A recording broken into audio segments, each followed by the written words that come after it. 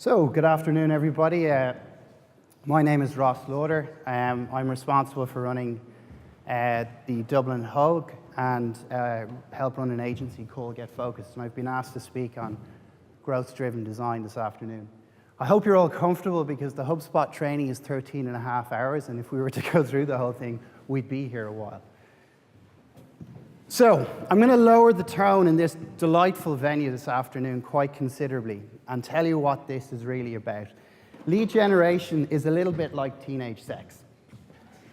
Everybody says they're doing it. Most of them are lying. And the people that are actually doing it are doing it very, very badly. So, who here has a website? Hands up. Okay. Those with your hands not up, you're clearly not telling the truth, so that's fine. Your website is your number one sales guy. The job of your website is to bring in qualified buyers into your sales funnel. Traditionally, what most people do is they turn to the person that comes to their website and says, I'm awesome, I've got all these credentials, I'm great at what I do, you should totally buy from me. And that, in reality, just does not produce results. If you were to turn to the person beside you and say that exact phrase, I wouldn't see many transactions happening in this room.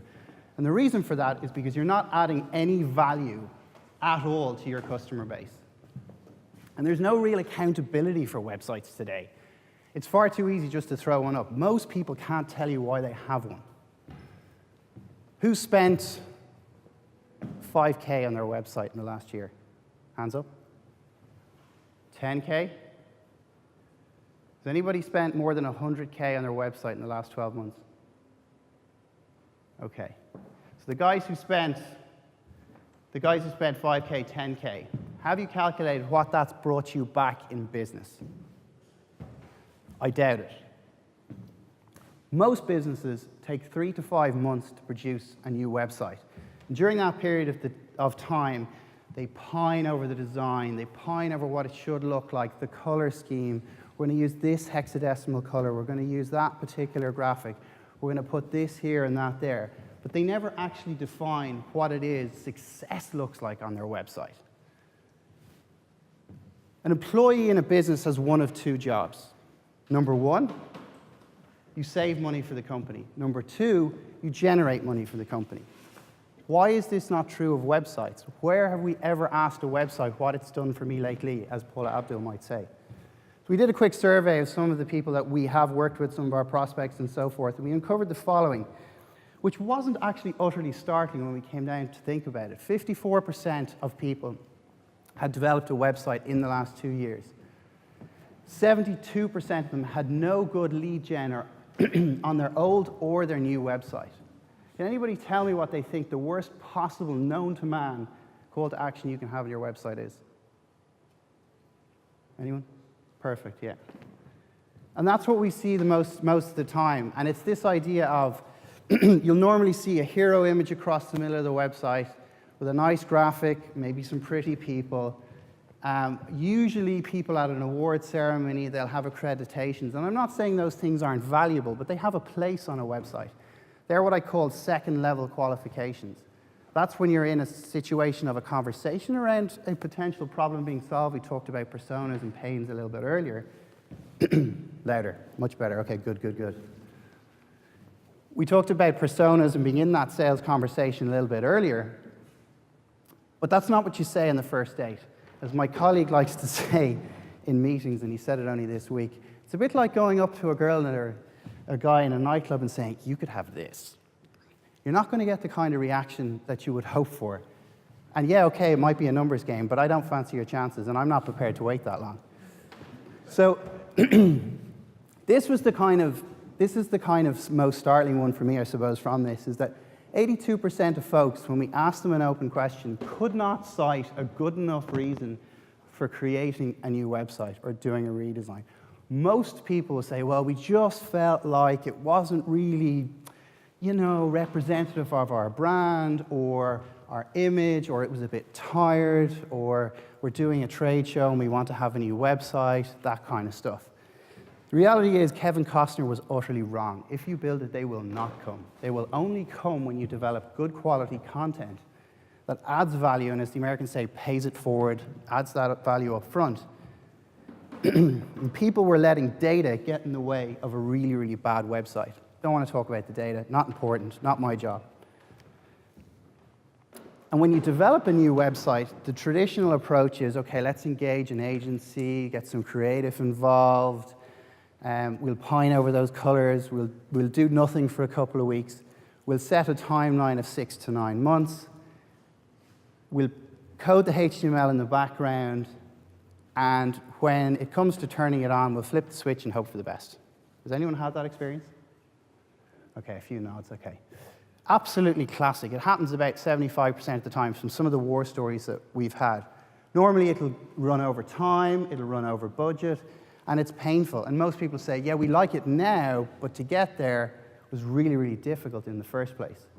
So here's the typical roadmap of what normal website design looks like. On the y-axis, you have an impact on the business when you actually decide to measure it over the time frame. And the average cycle is about 2 years. So let's take a short period of time here being 3 months. We have a traditional website.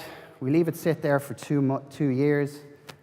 Maybe we add content to it, maybe we don't. We have this epiphany, we need a new website.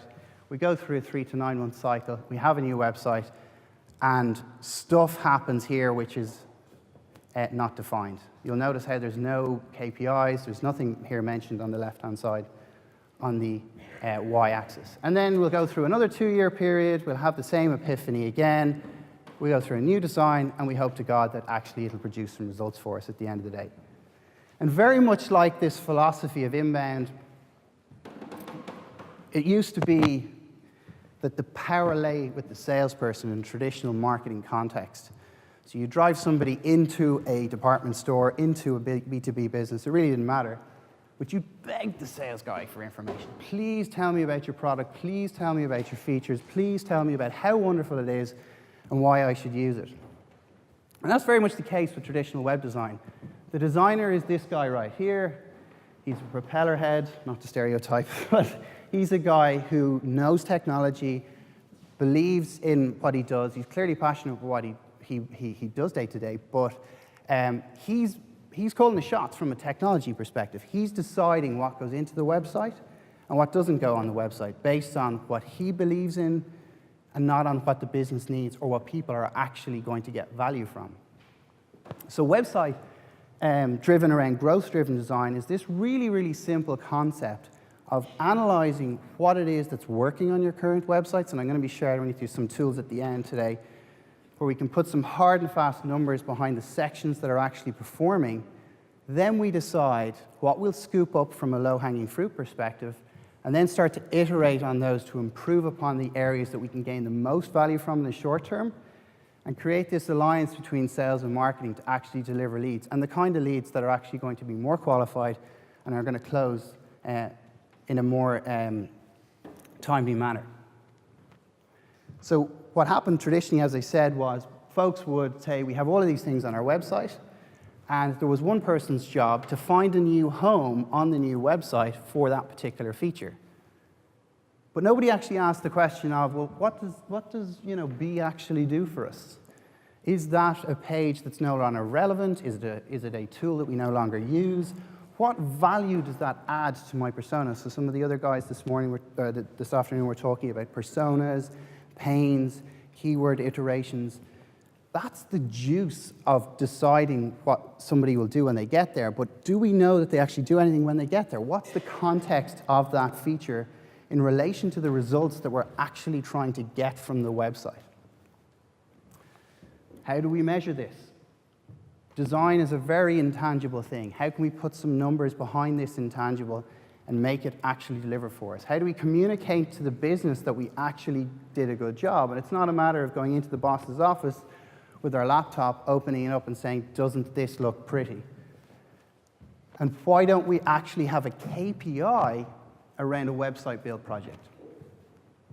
And that process begins with the user in mind. So putting yourself in the shoes of your typical user and asking what it is they want from you. So typically when we interview people, we ask them a question of, when somebody comes to your website, first thing I want you to do is describe them to me. So tell me why they're a perfect customer for you and what you want them to do. And the normal answer you'll get is, well, there's somebody between 15 and 75, and they're interested in the following. And I want them to contact us. And the smart answer is, well, the Yellow Pages does a wonderful job of listing telephone numbers, and if you want that to be the case, why haven't you taken an ad with them?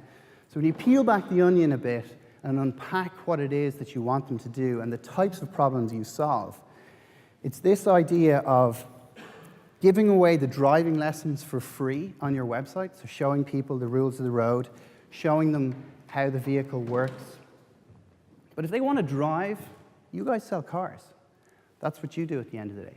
So put yourself in your perfect customer's shoes and start to play around with some test bed pages. If you did nothing else, create a landing page that gives away a content asset like an ebook, a video, a webinar series, some education that helps qualify your buyers to what it is you deliver to the world and the problem you solve for people.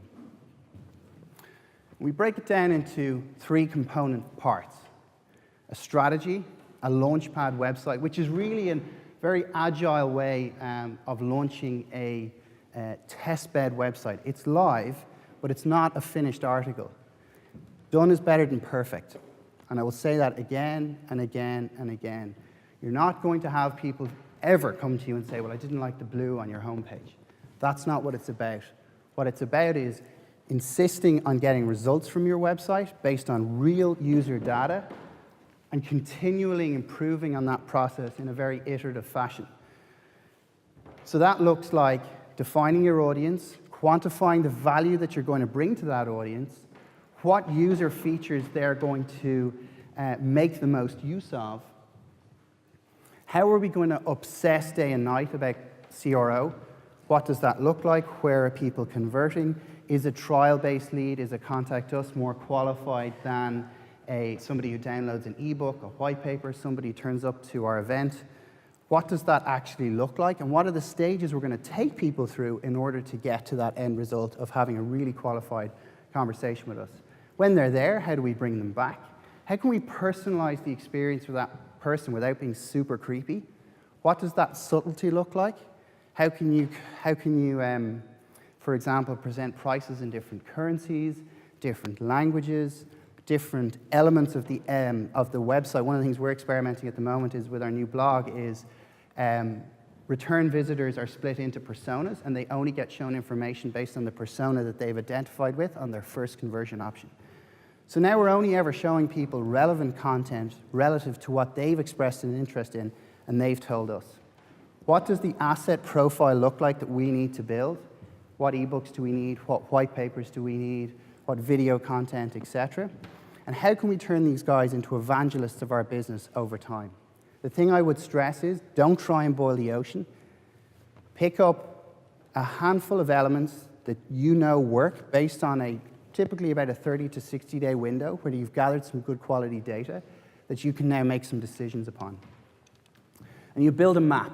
You build a map of what you've decided will go across to your website, and in fact, to your new website. And in fact, it may be the case that you don't bring everything across, and you iterate on some features as they come across to the new site. And don't be afraid to have a mishmash of old versus new. The results are quite different. You can now show impact on an ongoing basis, monthly, weekly, whatever that time frame may be, and achieve this hockey stick effect of being able to get results. And that impact, you'd be damn sure, is lead generation rather than an intangible result on your site. I'll wrap up quickly. Old versus new. Traditional website design was based upon upfront costs, an exorbitant drain on resources and time, based on assumptions and no data. Whereas growth-driven design is spread over time, launch quick, you can improve upon it on a regular basis. You make decisions based on the data you have proven from the tools that you've installed to analyze that.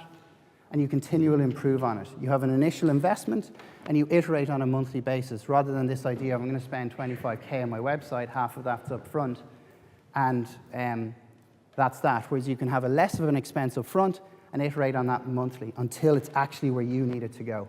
The 3 tools I wanted to share with you were Inspectlet, Hotjar, and Talk.to. If you're not using these right now, you should. They're free up until a certain traffic number of circa 20K, and you're not going to use that in an initial engagement anyway. Inspectlet is a fantastic tool. What Inspectlet will do is record the sessions that people experience on your website. So I'm a user, you'll see where they drag their mouse, you'll see what pages they go to, what they click on, etc. So it's as if you're standing over their shoulder. Hotjar is a heat mapping tool. Hotjar will allow you to produce a visual diagram of each page on your site and what people are clicking on. So you might notice certain pictures are cold, and you'll also notice that maybe some areas which may not be a button people are trying to click on, they'll be highlighted in various shades of red, etc. And Talk.to is a great chat tool that's free that will allow people to interact with you and ask questions when prompted when they land on a page. It's also 100% free. That's going to give you some really quality data you can now make decisions upon to put on your wish list and your menu for your new website as and when you need to develop it. Thank you very much.